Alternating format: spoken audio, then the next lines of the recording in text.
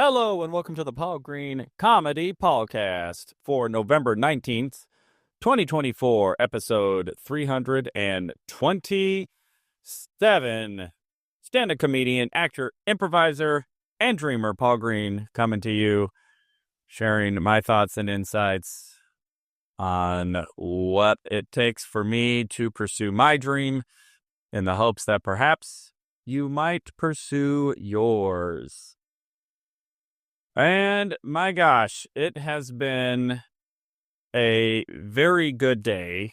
Today is the first Tuesday in about 3 months that I've had off since I just finished the patent pending sketch comedy show. We did our run over the weekend, 3 shows. Overall, everything went really well, but we used to have rehearsals every Tuesday night. And tonight was the first night in a long time with no rehearsal. And you want to know what I did? I went and played basketball. And oh my gosh, it felt so good. Even though I sucked. I am getting older. I'm not as spry and athletic as I used to be, but man, I love playing basketball. I've loved playing it ever since I was a kid. And there has seldom been a period of my life where I don't play basketball, at least, once a month. Or maybe there's been a couple times where, I got injured. I injured my knee playing, so I wasn't able to play for about a year. But when I'm healthy and have any amount of discretionary time, I love playing basketball. And, it just reminds me of how important it is to try to find time to do the things that you really love doing. And that just fill you up, bring joy to you, and just make life seem a little bit more enjoyable, because Lord knows life can get pretty intense and discouraging sometimes and disappointing, and just finding those little passions, those activities, even if it's not something that you're looking to pursue. I know I talk a lot on this podcast about like pursuing an actual dream that you want to make part of your life, but not everything has to be a career. Not everything needs to, bring passive income. Not everything needs to be some major life undertaking. It can just be something you enjoy doing, and finding ways to prioritize those in life, with the understanding that there are definitely so many priorities that are always going to be pulling at our time and our energy. And I don't know, just being away from basketball for these last 2-3 months. And I was also doing something that I loved, but Tuesday night specifically, there's a group of guys that I play ball with, and I just love those guys. And I love the spot that we play at, and the games are just the perfect blend of competitive, but also not so competitive that it's not fun for everybody, and not so competitive that I'm not able to be effective because, I can play decently, but I ain't, there ain't no G League scouts blowing up my phone, if you know what I mean. So that was really fun, just to sort of reset and start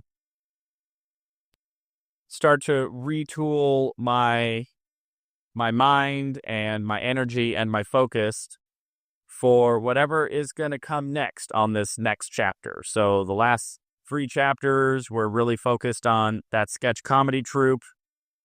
Obviously, I was doing a lot of other things as well, but but that took up a lot of time and a lot of energy. And now with that in the rearview mirror, I can start to refocus on what it is that I want to focus on for the next couple of months or year or whatever the case might be. So along with that, I had an opportunity to talk to my comedy mentor, the incredibly talented and funny Andrew Norelli, and I had sent him a 10-minute set that I had done a couple of months ago at the World Series of Comedy in Las Vegas, where I advanced to the final 6 comics out of 101 comics who were selected for that festival.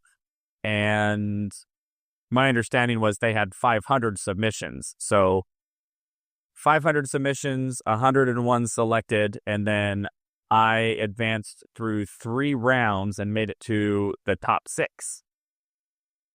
And so I got the recording of that set, and I sent it over to Andrew because he is really good at giving constructive feedback, and he has helped me a lot this year to step up my comedy game.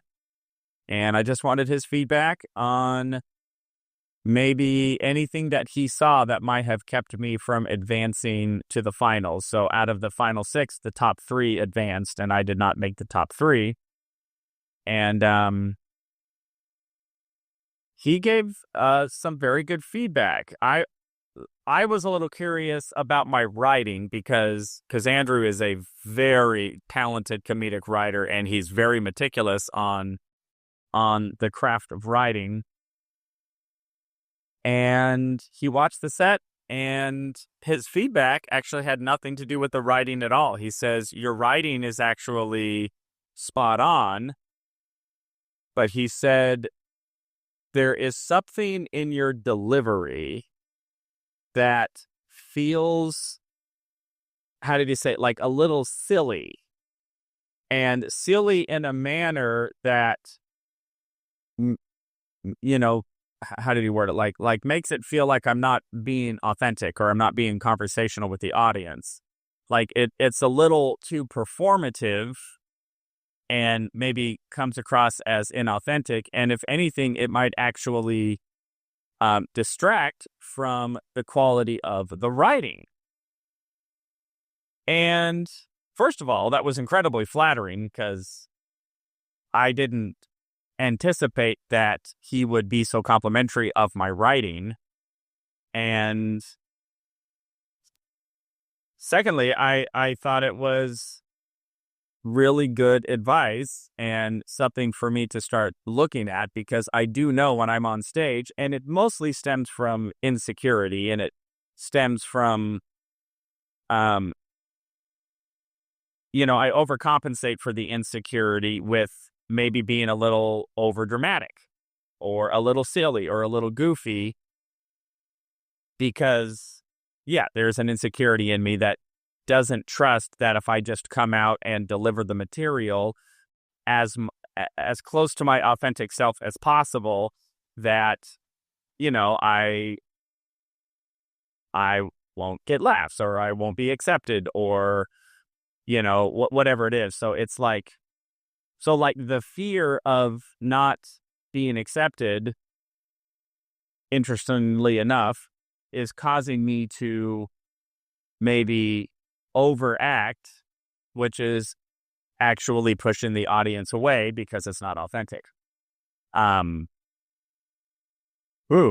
doesn't F your mind up. trying to process all that. So I really appreciated that. And, and I have to agree with them because I've watched so much comedy now. It's the type of thing where it's so obvious when I see it in other comics, but it's really hard for me to see it in myself. Isn't that the case with all advice? Aren't we really great at pointing out what everybody else is doing wrong? But when it comes to taking our own advice, not so much. It's a little difficult. So anyway, that was a really good conversation. Really appreciated it. And I'm looking forward now to seeing how I can incorporate that advice and that feedback in my upcoming sets. And speaking of upcoming sets, I am stepping into a bit of a busy couple of weeks. So, tonight, November 20th, I will be doing a quick set at Rick Bronson's House of Comedy, which, even though it's only a 7-minute set, it's actually a huge milestone for me. And that is because this is the first time I've ever been booked by the actual booker of the comedy club. And if you follow the podcast, you know that a couple of weeks ago, I was invited by another comic to perform at her Halloween show in character. And so I dressed up like Lord Voldemort, and I did an entirely impromptu set where I was just riffing with the audience. And it went pretty well, but the booker was at that show, and so I was able to meet him in person. And then the headliner, her name is Mary Upchurch, a really funny comic. She let me come back on the weekend and do a guest set. So then, the booker saw me actually do my material. And from there, he reached out to me on Facebook and booked me on this show, which is a bit of a showcase show, which I don't mind at all. It's kind of just getting your foot in the door. And so that was pretty cool. That was cool to, just to see sort of the evolution of how, you build a comedy career, which is, you make relationships, and when somebody reaches out, like my friend Mary, and says, hey, dress up like Lord Voldemort for this Halloween show, I got to be totally honest, I didn't want to do it. And I almost didn't do it, but then I just thought, this might be a good opportunity for me to challenge myself to do stand-up in a different context. And this is also an opportunity to get involved with a club that, is a fully functioning stand-up comedy club right here in the Phoenix area. There's no reason I shouldn't be booking that club as well. And,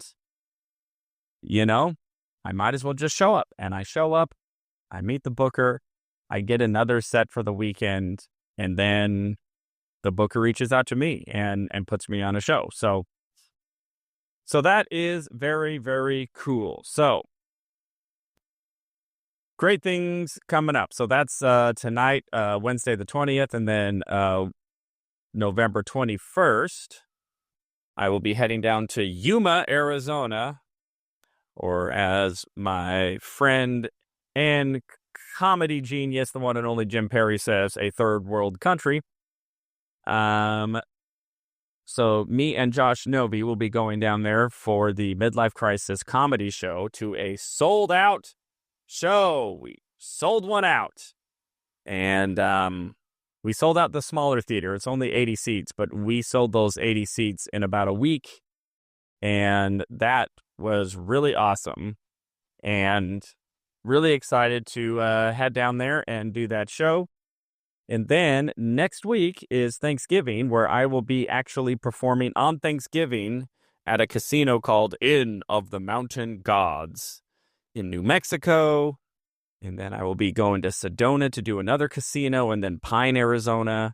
So I've got 1, 2, 3 casino gigs next week, Yuma gig this week, and Rick Bronson. So, and then we're into December. My gosh, holiday season. Here we go. So, lots of great things coming up, and I'm just so grateful that I get to do these things that make me happy, bring me joy, and also allow me to pursue my career and pursue my dreams. And sometimes that I just get to do things that bring me joy, even though it has nothing to do with my dreams whatsoever, like playing basketball. All right. I am going to cut today's episode a little short. I know I usually talk about the self-help book that I'm reading, and I could do that, but you want to know what? It's been a really long day. I'm really tired. I want to get some sleep. So I will update you all on how the Wednesday show went, and we'll talk a little bit more about Mind Magic, the self-help book that I'm reading, all about the power of the brain and its capacity to conjure a future and to pull into reality dreams just from thoughts and ideas and ambitions. And it's been a very great book.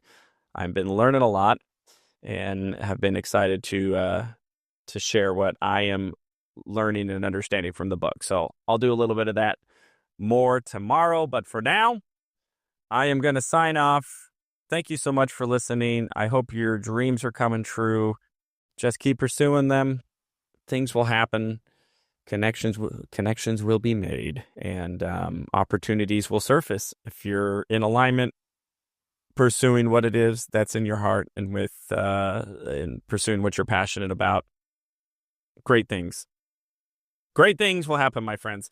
All right, that's all for today for November 19th, episode 327 of the Paul Green Comedy PaulCast. I love you all so much. I will talk to you tomorrow.